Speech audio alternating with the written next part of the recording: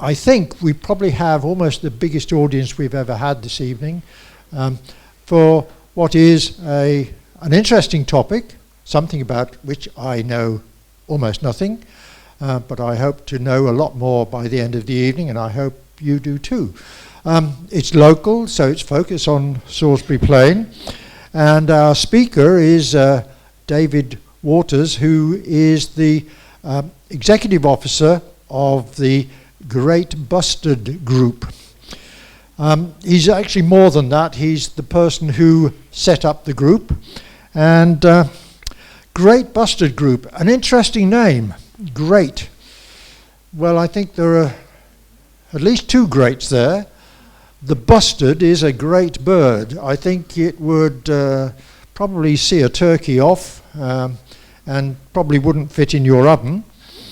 And the group is great in that its patron is His Majesty the King.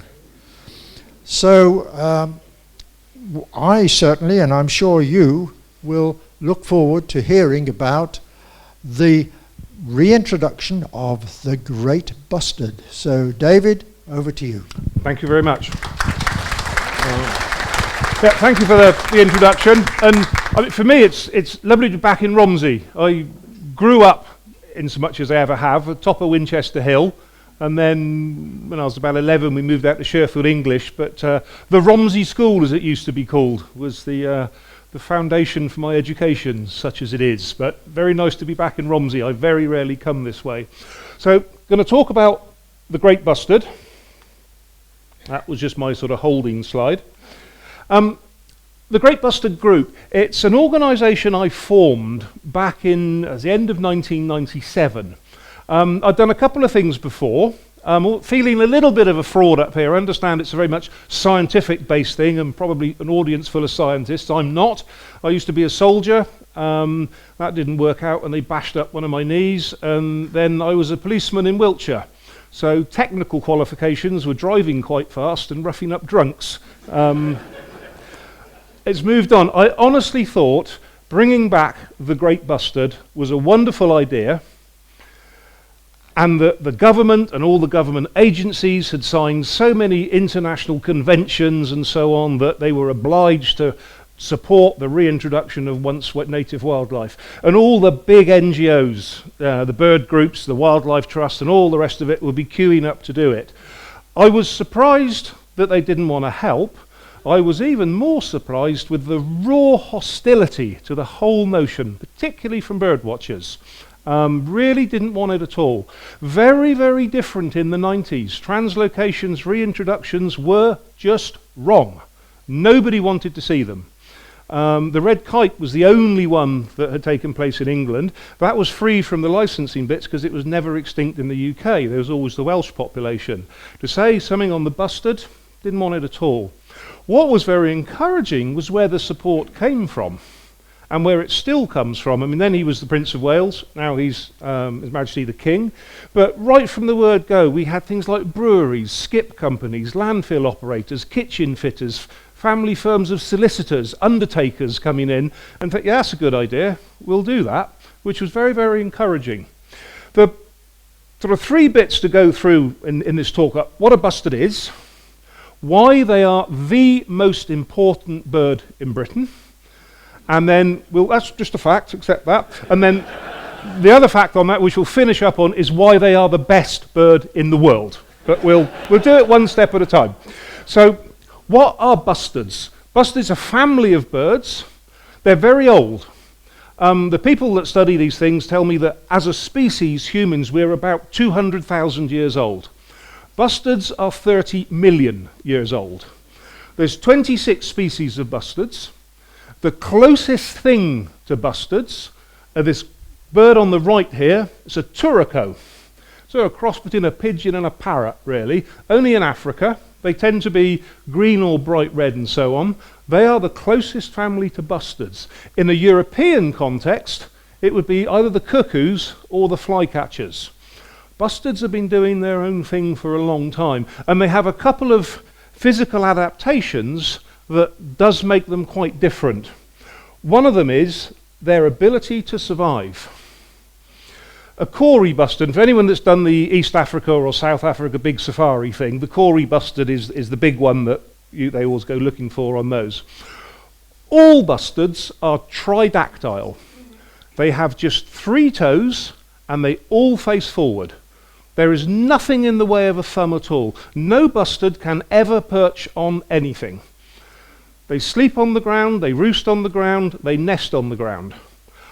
I wouldn't want to sleep on the ground in the Serengeti for a night.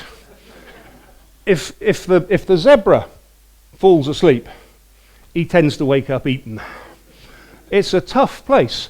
Corey bustards, they typically live for about 20 years, 7,300 nights on the road, on the trot. They all sleep on the ground and survive.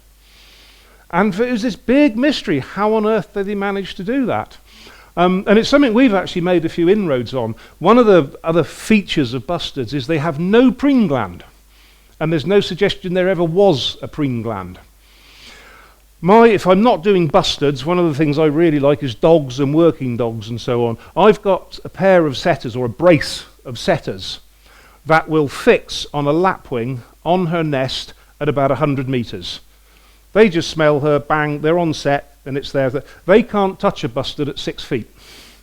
Bustards are effectively scentless. They have a completely different system of waterproofing their feathers, and that's probably why they're able to survive in the grasslands in Africa. You know, we've got foxes and badgers to worry about.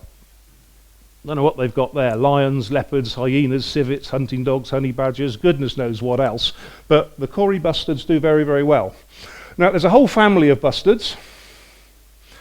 The Great Indian bustard, that's probably going to be the first bustard species to become extinct. It very nearly became the national bird of India, and then someone went, don't do that, they're about to lose them. Better go for the peacock, politically much safer. At the 11th hour, they have created a Great Indian bustard conservation area. Sadly, it turned out, in the whole of India, that one reserve was the only place they could build a massive solar and wind electric generating plant with pylons going in every direction. There's probably less than 100 in the wild, and just a handful in captivity. Hot on its heels, the lesser florican, very, very rare now. Again, it's probably less than 200 alive. That will be gone in probably 5 years. There's an obliging Arabian bustard. This is the photo shot all the photographers want, the Arabian bustard with the northern carmine bee-eaters hitching a ride. But of the whole family, there's just one bird which is known as the Great Bustard. And it's just magnificent. It really is. Greats bandied around, got great tits and great crested grebes and so on. But the Great Bustard, it is the heaviest flying bird in the world. Bit like Jeremy Clarkson there, in the world, but they are. Males will weigh in excess of 20 kilos. That's an immense, and that's, if you're going on a normal airline flight, that's your total baggage allowance if they insist on it. That's a lot of bird to get going. They fly, obviously they fly. They fly very, very well. There is a bit of a myth that people think because they're so big, they'll have to run along the ground and be like a swan, giving it this and just clear it up. They take off vertically if they need to. Very, very quick to get airborne, and distance isn't a problem. The furthest we've had a bird go from Wiltshire is Toulouse, but certainly crossing the channel is not unusual for them at all. They fly very, very well. They've got a second claim in the record books. They're the bird species with the greatest sexual dimorphism. The difference in size between a male and a female great bustard is greater than any other species of bird. They can be 3, 4, some people cite 5 times the weight.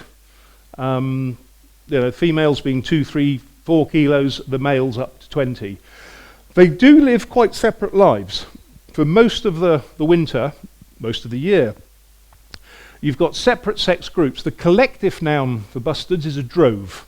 So you have a drove of males, drove of females. Then about now, the males are pretty much got through their molt. It's not a winter plumage, summer plumage. It's breeding plumage, non-breeding plumage. So they're molting through now, getting into their full breeding rig. The males get that red around the chest, a big set of whiskers, and we all know how impressive they are. And they do this incredible display. The males have got it's called a gular pouch, but it's like a balloon down the front of their throat, so they can puff right up like this. They do an incredible thing with their wings. They just sort of turn them around and over, and that bird has crossed its own wingtips behind its head. An incredible act of contortion, and the tail is then cocked back over the wings. The photographers always like it from this end, but from a bustard point of view, it's that end. It's the white fluffiness that makes all the difference. And you'll see that they'll be backside to the rising sun, and at dusk, backside to the setting sun. It's all to do with the feathers and the way they're waterproofed and so on, but there is a pigment in there which is reflective of ultraviolet. And busters will see that from a huge distance. I reckon I can see a displaying male great bustard at 2 miles without binoculars. I wouldn't know it's a bird, it's just there's a distant hillside, and there's that bluey whiteness we're always told housewives are so keen on. Busters have got it nailed. They really have. It's a really, really bright white that just suddenly appears across on a hillside. The males will be doing this on a nice day from February onwards. The females could not be less interested. They grow a fresh set of feathers, but they lack the bright white and the red and so on. They're a bit more sort of practical in their colours. But what the males are doing is competing with each other. Who's going to be the dominant bird at the lek? And then by the time the females, somewhere in April, when the females are thinking, yep, time to actually mate, the males have got an established hierarchy. And the key points around the lek, they're not like, some of you might be familiar with things like black grouse, another lekking species. They'll lek there, just there. And if you get a couple of Dutchmen come and put a camper van on it, they'll lek on the roof, because that's where they do it. It's not like that with bustards, it's more of a landscape type thing. A big sort of exploded lek is the term that some use. But the females will come and they will select the best male. And with the hierarchy established, the males are in the good spots, the one with a really good view shed. If a young male comes along, there's lots of hormones and handbags flying around in the spring and so on. If a young male comes in and lands anywhere near one of the big boys, it is one of those, oi, did you spill my pint moments? Because they stand there and then they start kowtowing and then walking backwards. And if the male approaches them, they just prostrate themselves straight down on the ground, hoping that they don't get attacked. In any one year, it's probably just a small handful of males that will actually get to mate. The females, of course, well, they lay the eggs, they do all the incubation and all the chick rearing. And they'll keep the chick with them until middle of January. So when you're talking about bustard populations, there's a very strong argument to say just count the females. Most males don't actually do anything. We don't really know what they're for. A few nodding heads there. What the males do, of course, is they look great, they hang around in gangs, they tell lies to each other about how many mating opportunities they had, and just wait for the whole thing to kick off again the next year. But it's the females that count in a population model. Now, we're just over the border here. I class myself as an adopted Wiltshireman. The first county bird book for the birds of Wiltshire, written by a clergyman, quite common that. That sort of growth of country parsons and the I suppose what now would be called citizen science, it was a byproduct of the Industrial Revolution. We've always had the aristocrats and we've always had the peasants. And then all of a sudden, with all the money that came from the Industrial Revolution, there was a new social class. There was money in the middle, and people had time and money and education. And the study of the natural sciences, whether it was the geology or finding the source of the Nile or exploring or ornithology, really started to take off then. The sinister bit, and it's great, the pride of our Wiltshire Downs. This was written 1887. The last bustards in Wiltshire were killed in the 1870s. So he knew they had gone, but the largest, the noblest, and the most highly prized. Yeah, that meant it was the best target. If you were a Victorian geologist, what you basically did is you collected rocks. If you were a Victorian ornithologist, you collected birds and their eggs. And the basis of all collections, and it doesn't matter whether it's bottles, stamps, old cars, or birds, it's the rarity. As a schoolboy, my penny black was only better than your penny red because they're actually slightly fewer produced, therefore it's rarer, therefore it's better. The Great Bustard was a big, impressive thing to have. They were never that common. They started to hunt them, the population went down, they became even rarer, they became even more desirable. And the very, very best one an ornithologist could have, well, that'd be the last one. And they managed it. And the people that went off and killed the last great auk, which became globally extinct, they knew exactly what they were doing. They wanted the last one, and they commissioned people to go out and get them. So they disappeared from Wiltshire, they disappeared from the UK, but thankfully not from the globe. Now, again, over the border, it left a pretty substantial footprint within Wiltshire. That's the county coat of arms. The Army Cadets got the Great Bustard. That's the county flag. We love it, big gold Great Bustard. The top one's the Girl Guides. Top right, that's Boscombe Down. I think back in the day it was the Empire Test Pilot School, which I rather like the sound of, but now it's avionicmissilesolutionsforyou.com. But that doesn't matter. The fact is it's got a Great Bustard on the coat of arms, which is tremendous. Now, why is it the most important bird in Britain? The Great Bustard is the only bird in the UK which is globally endangered. We've got some smashing bird watching or bird conservation projects going on locally. I mean, things particularly the Poole Harbour ospreys and the Isle of Wight sea eagles. It's great stuff. I fully support them. But they ain't rare birds.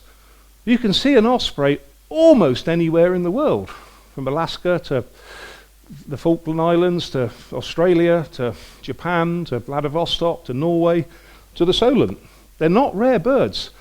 The Great Bustard is. You can forget this bit as well. They're not breeding anywhere in captivity.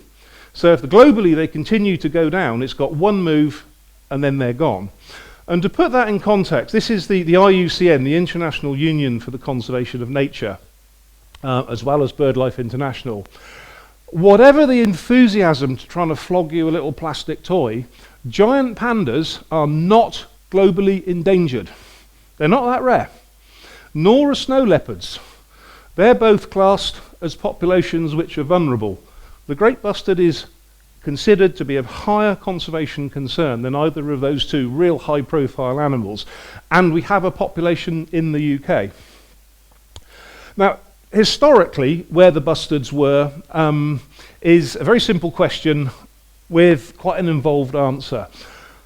One of the buzzwords in conservation at the moment that keeps coming up is rewilding. I never know really what people mean by that.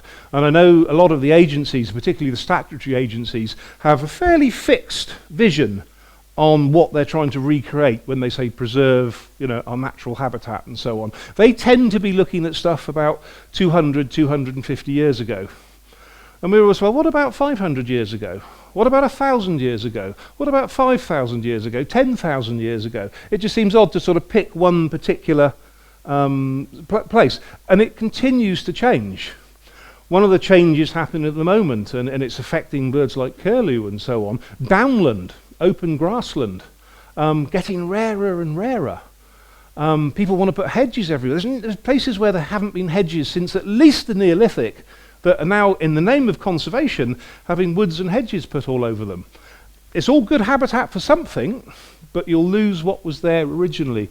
This is a standard map for the historic distribution of Great Bustards. Sort of Yorkshire, Lincolnshire, East Anglia, including Cambridge, the South Downs and the Wessex Downs. But that's a Victorian map. And it actually fits fairly well where the big sheep farming exercises are going on. It was spared a lot of the Enclosures Acts, big open spaces, and bustards really like the crops that they planted for the sheep to get them through the winter, the fodder turnips and that sort of thing. But it was by no means just Wiltshire, sort of East Coast as well. In looking at doing a reintroduction, there's a whole series of guidelines or criteria. I mean, since we started with the bustards, obviously now reintroductions, translocations are mainstream. You got beavers, water voles, pine martins, storks, eagles, kites, all sorts of things going off all over the place. But they're sort of based around 12 key points. But the ones I'm just going to look at are the donor population. You can't really justify trying to create a new population if you're going to damage an existing one, or even threaten an existing one. Insofar as it's possible, you should use stock which is genetically as close to what you're trying to replicate as you can manage. And the reasons for extinction, do they still exist? If Romsey lost its swamp frogs because the swamp was drained and they put a housing estate on it, getting a box full of frogs and letting them go will achieve absolutely nothing. You've got to recreate the swamp first. If the bustards were all shot out of existence, does that threat still exist? We've still got collectors, but they tend to collect ticks. You know, and some of them are pretty obsessed by it, and they race all over the country doing it, but they don't shoot them anymore, and so on. The bigger problem really was looking at the donor population, but the changes in habitat we had to address. So around through the 1800s, the corn drill came in, the horse hoe, and are we going to get this next one? No, never mind, I don't know why that one hasn't come up. The Enclosures Act broke a lot of the common land up. And that's where places like North Norfolk went from really open, extensive arable landscape to lots of small fields. I mean, it really boosted the number of some small songbirds and so on, but for other birds, it was a change they couldn't sort of tolerate. This next one, shooting the birds, and it very much was the ornithologist. This is actually from Germany. What's quite relevant to me is all these little lines across that field. That's not a grassland field. That's not sort of semi-natural steppe. That's an arable crop. And then, as now, bustards will find their optimal habitat in the arable landscape. There's a bit of a myth that they're sort of grassland specialists. Also interesting to observe, how have they chose to get close to the birds? Well, let's just call it an agricultural vehicle. Because now, if you're in Portugal, through to Mongolia, anywhere in between, you want to get close to great bustards, go in a tractor. It's a part of their world. They're really quite tolerant with them, and that's how that worked. And this is another hunting one that's gone the same way as the other. So looking at available stock, where were we going to get birds from? The obvious place, Spain, had half the world's great bustards, probably still has. At the time, the population was growing quite steadily. And again, at the time, we were all in the EU. Should have been quite easy. And a real bit of peer-reviewed nonsense, a proper bit of pseudoscience. Never read it, just keep citing it. It'll become true if you repeat it enough times. Led the DEFRA officials, with their massive knowledge of bustards, of course, to say, no, you really, really can't use Spain at all. They're genetically unsuited to the UK. The German and Austrian populations were quite small. They had been subject to some really good conservation measures, but they were still quite small. So went further east again, and ended up in a place called Saratov. There's a city called Saratov, and it's the oblast, the state, which comes right down to the Kazakhstan border. It's a huge country, obviously. It's a huge landscape. Individual cornfields there could be 10 kilometres long, 10 kilometres wide. And there'd be teams of tractors that would go across, scratch all the surface, cut the weeds, sort of bare earth, and then about 3 weeks later, they'd come back and do the same thing again.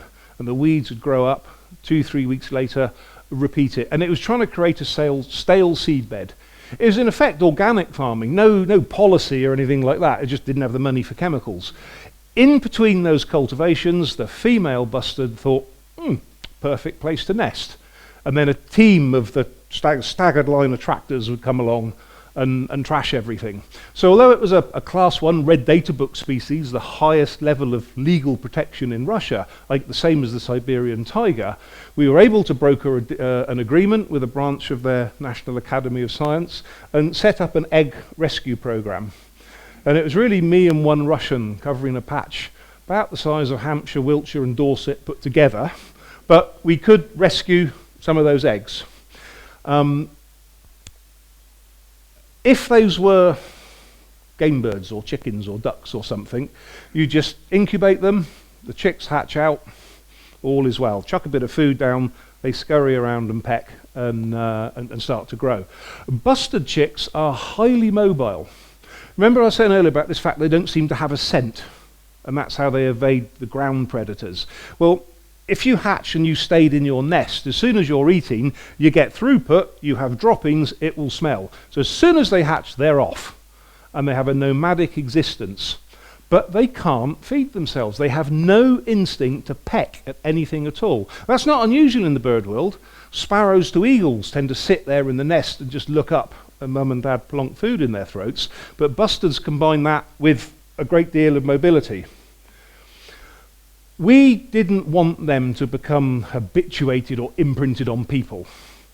That's great for a pet, great fun, I mean, okay for zoos, but if you want to release them into the wild, we didn't want that relationship. So when they're really small, it's great using the puppet.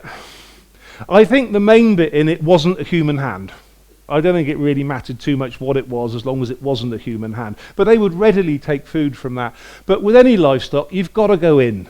You've got to clean, you've got to do their water, and particularly over the years, you've got to give them exercise. That's massively important, and sort of lead them around. Now, with the best will in the world and the most optimistic tailor, you're never going to make me look like a bustard. That's not going to happen. But what we could do is design something that makes me look even less like a typical human being than I do at the moment. And it has evolved. This was Mark 1, but it does illustrate the principles of it. As far as a bustard chick is concerned, you got no legs, you got no arms, you haven't really got a head, you certainly haven't got a face, and you don't have hands. And looking at me, looking at everyone here, human beings change colour top and bottom. We just do. You get soldiers in uniforms and the odd sort of business person, but human beings change colour top and bottom. That changes colour back and front. It's the fundamental difference. It worked. You can rear bustard chicks with that. You can take them for a walk. They all follow you. They accept you as the mother figure. If a normal, recognisable human tips up, poof, they would all go and hide. It was also great fun making up stories for the Russian villagers about why we were dressed like that, and the stories that went round were great fun. Now, this one should just show a later version when we binned the helmet of the chicks being fed.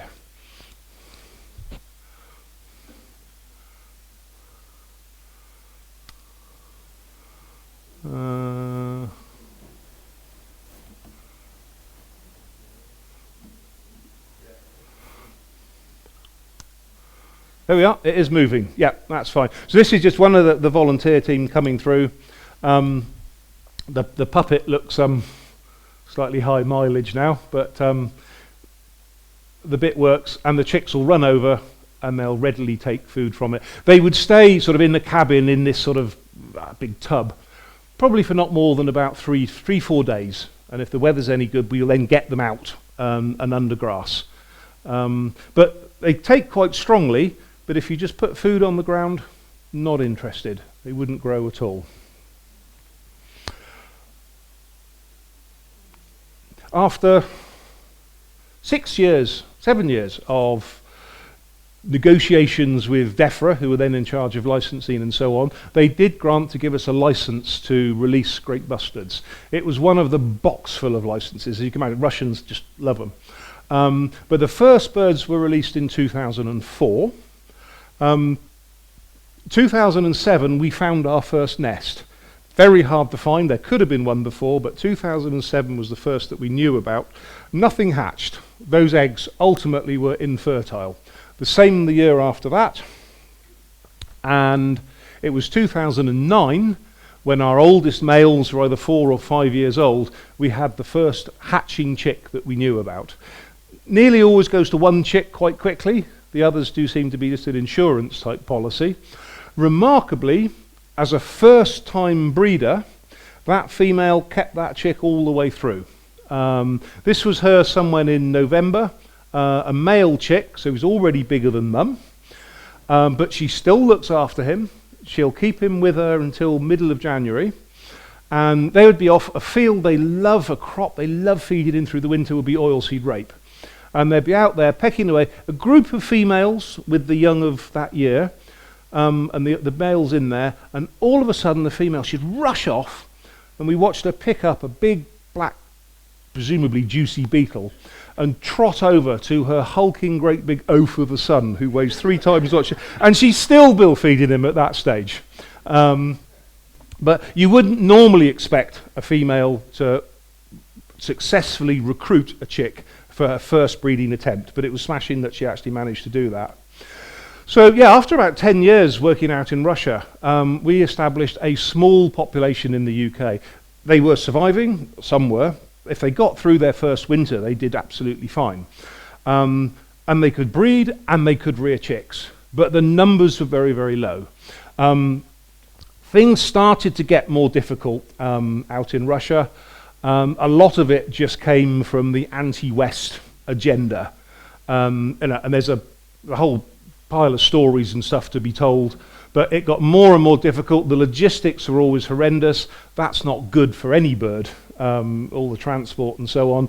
And getting them in the country, at the time with bird flu, I think there was a complete ban on the EU of any bird coming in from Russia, and we managed to get the only exemption from the whole of the EU to bring the bustards in. But quarantine was really, really tight. But ultimately, that was stopped by the politics of it.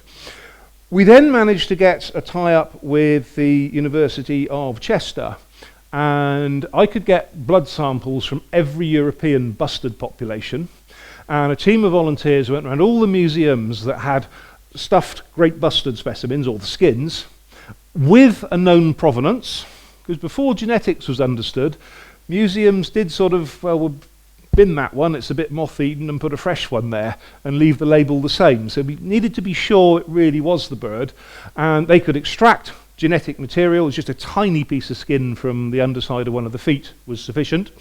All went into the study, and lo and behold, the closest living match to the original indigenous English great bustards, well, that'd be Spain after all, wouldn't it? So, never been to Spain before, but headed on out there, found the governments, and they're very, very independent, the regions in Spain, but the governments of Castilla-Leon and Castilla-La Mancha were just fantastic. Loved the project.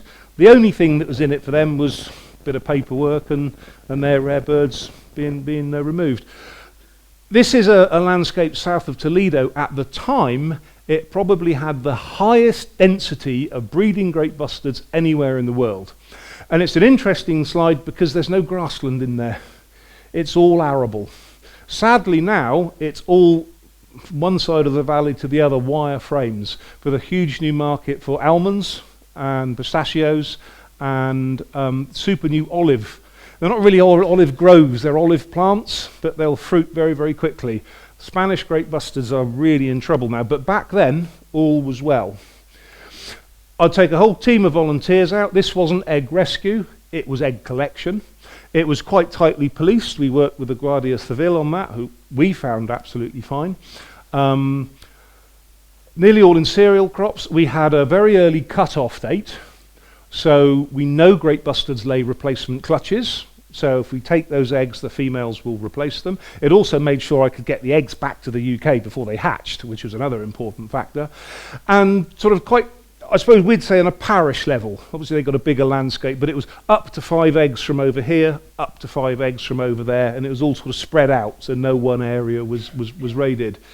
The dogs did help in getting the females to flush, but they never really scented the females. It was just Labradors and Spaniels with tongues and ears flapping and running around, seemed to unnerve the females a bit more. But we didn't have the same quarantine restrictions, and the birds weren't really handled at all. They came into the country as eggs. We had either Bird World, sort of up Farnham Way, or the Cotswold Wildlife Park as partners who would help us finish the incubation. And if the weather was good, they'd be outside, blue skies and grass under their feet. Nothing to do with the genetics. There is a paper out there that says the difference behaviour. It's tabloid science, that utter rubbish. There's no difference at all. between them. It's just the aviculture. The Spanish birds had a much, much kinder rearing and release period. And the number of parent-reared chicks has steadily increased. And that's what it's all about, the real basis of the project. Sightings of the birds, this is the core area. We've got 4, I call them subpopulations. The species is very, very site loyal.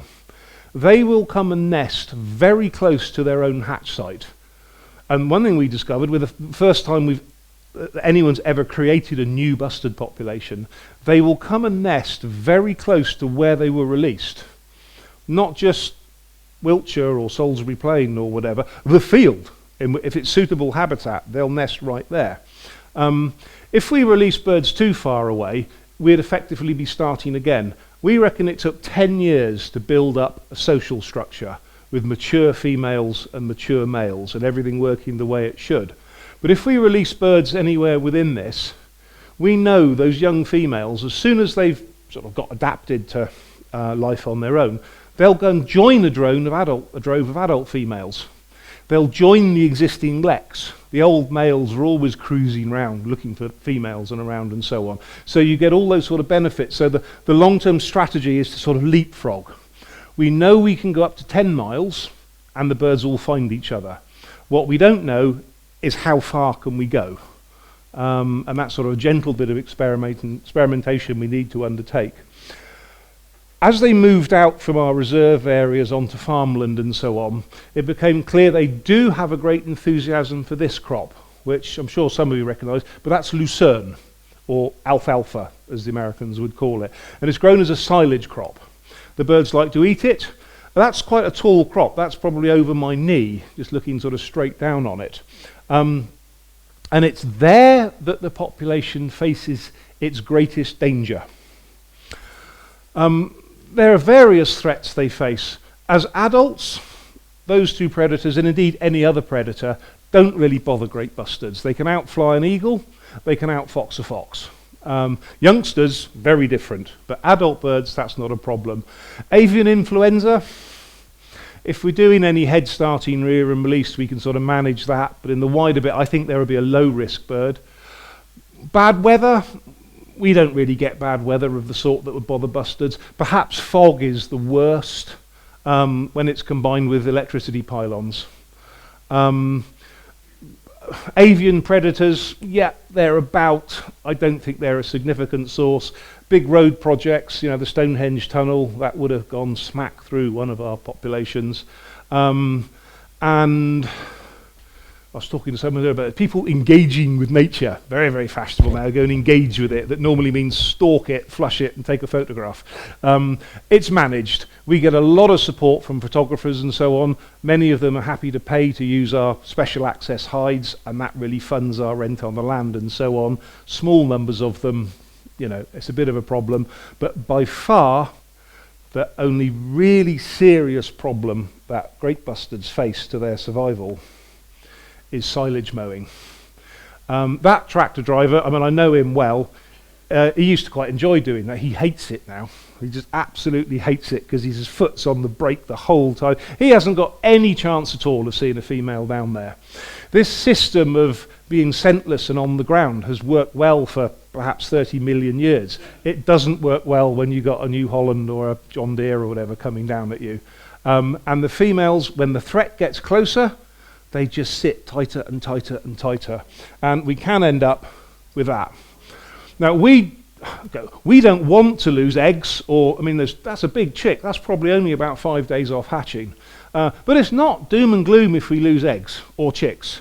She'll lay again. And again if she loses those. If she's a young bird, she'll go on laying again for the next 18 years. But if she's dead, whatever you do with your population modelling and all that sort of thing, if your adult females are being killed, your population will slope off. So, tried various things on it. The solution to this is using drones. And it's drones with thermal imagers. Now, predictably, bustards are difficult. Bustards have got about half the thermal signature of a partridge or a hen pheasant. And it's the contrast that you're after with the thermal imager. Once the sun is up properly, everything's warm. You've got no contrast. So it's sort of 4 o'clock starts to get out and search the fields. The thermal images, they do work, but they don't make sort of good slides, but that's looking straight down on a female. And what you get with the thermal imager, if you've got it on white heat, which is perhaps the easiest, is that sort of teardrop shape. There's a very, very faint grey, and then the bird's head is a brighter spot. That's the one bit that does sort of give the bird away. So I think that's in a ryegrass crop, very close to Stonehenge as it happens, with the nest right there. It's all plotted and put on the GIS sort of software and so on. And a couple of interesting things came up. It's called the Gallops. It's the big field that goes from the A303 up to the Stonehenge Visitor Centre. And until about the late 1950s, there were about 3 more barrows in that field, and the farmer then just ploughed them out because no one worried about them too much in those days. In the drone imagery, you can see where those barrows were, and although they've been ploughed out, they're still listed. They're not allowed to be sprayed or other cultivated and so on. They can be mown. Now, one nest's on it, but the other nests are quite close to it. Remember this bit about chicks being highly mobile and how that helps with their survival. Having made that observation, we now put our funding into conservation plots of what we think is really good habitat. So there's sort of slightly open areas, open structure, sort of stone curlew type management, lucerne, pollen and nectar mixtures there. The base of those 2 arrows shows us where the nests were. And this was just from last year. This is a spring barley crop, sprayed to within an inch of its life. I don't know how many sprays it gets: insecticide, fungicide, algicide, growth regulator, this, that and the other, all the rest of it. It is an ecological desert when you walk across it. If you create somewhere with loads of good habitat, you get lots of good plants there. You get little things that eat the plants. Then you get big things that eat the things that are eating the plants. And if you're a fox, that's where you'll go. All the predators will go to the good habitat. If you're a fox, why would you walk through this? It's rubbish. It's just a desert. What a brilliant place to have your nest. So the females are nesting in these sterile areas, and we've seen it in cereal crops, but also in maize and so on. Tall crop, really good cover from overhead predators. As soon as the chicks hatch, they're off straight to the nearest tram line, trot down, and then go through into the cover and feed. Once they're fed up, and it's either the middle of the day roost or at night, they'll then just trot back and hide in that barren, effectively concrete jungle, if you like. And that's informing our decision making on what we can do to further enhance the bustards. We know their population models at the moment are enough to say the species is self-sustaining in the UK. We have somewhere north of 50 birds. Their natural reproduction makes it a self-sustaining population. But where we get eggs in silage crops and so on, we have the license to be able to rescue those eggs. We can head start them, we can rear those chicks and release them in new areas. And that will give us not just a geographical expansion. Last year we had the first nests inside the Cranbourne Chase National Landscape, but it will also increase the numbers. But it's using plots like that that are a key part of it. Why is it the best bird in the world? Just look. There are people that will, you fly to North America to get on a plane to fly to South America to get on a boat that chugs down to go and see the emperor penguins, and they're all right. They smell a fish a bit. That's much better. And you can see that in central southern England. Now, the one thing it's not is a landscape engineer. There's always this bit, if you bring back, wolves, as has been in other countries, or wolves have come back, they'll eat a lot of things and they'll change the whole dynamic of woodland regeneration and so on. Beavers change things directly because they eat things and do things to rivers and so on. Bustards don't. They're completely benign as a species, but where they really score is their anthropogenic strengths, if you like. We've managed to fund this project to date pretty much on self-generated funding. It's what the Bustard means to people. It's what Bustards have, people have seen them and they get enthused. And we've got Great Bustard beer. There's excellent Great Bustard gin. If you really can't be tempted to do any other fundraising for the project, go and buy some Great Bustard gin and drink it. It's marvellous stuff. But all the habitat work that we fund through the project, we know directly benefits stone curlews, grey partridge, quail, skylarks and corn buntings.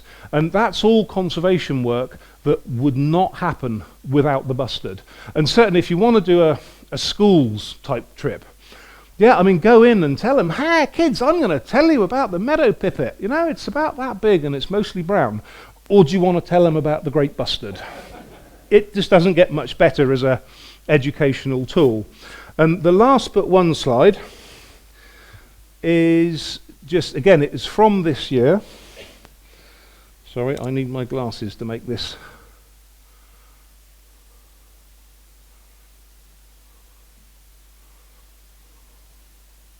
Oh, there we are. And this was actually just on the edge of Salisbury Plain. A female walking by with her, and that chick will be flying well at that stage, and that's quite a big chick. That was just on one of those little, trail cameras you can put out. Most chicks die quite young. The magic figure that our European colleagues and so on have come up with, if a female over 4 years old, they should live to about 20, can recruit, and that means get it through its first winter, one chick every 5 years, 0.2 chicks a year, your population will be stable. If you can move to 0.25, one every 4 years, you'll get population growth. It's all based around that really high adult survival. Now we're pretty much on the money with that, and once they get through to that size, the odds shift and they really are in favour of the chicks. But it is a numbers game. We do need to keep going with the head starting to make the numbers up. No, we've done that one. And yeah, that is my last slide. The future, is the parent-reared birds. You can see all about the project on our website, greatbustard.org. We've got a visitor centre at the village hall in Enford. It's not open all the time, but all our sort of trips go there. One of the basic funding methods we have on the project is project tours. You sort of come, you see the visitor centre, get a talk there, and then go out. Unless you pick the foggiest day of the year, you will see bustards. They're good at any time. Perhaps the most spectacular is April, May, when you've got the males displaying and so on, but there's different birds to be seen at every time. Probably more than enough for me. Very happy to try and answer any questions as they may come. David, thank you. That was wonderful. So, thank you.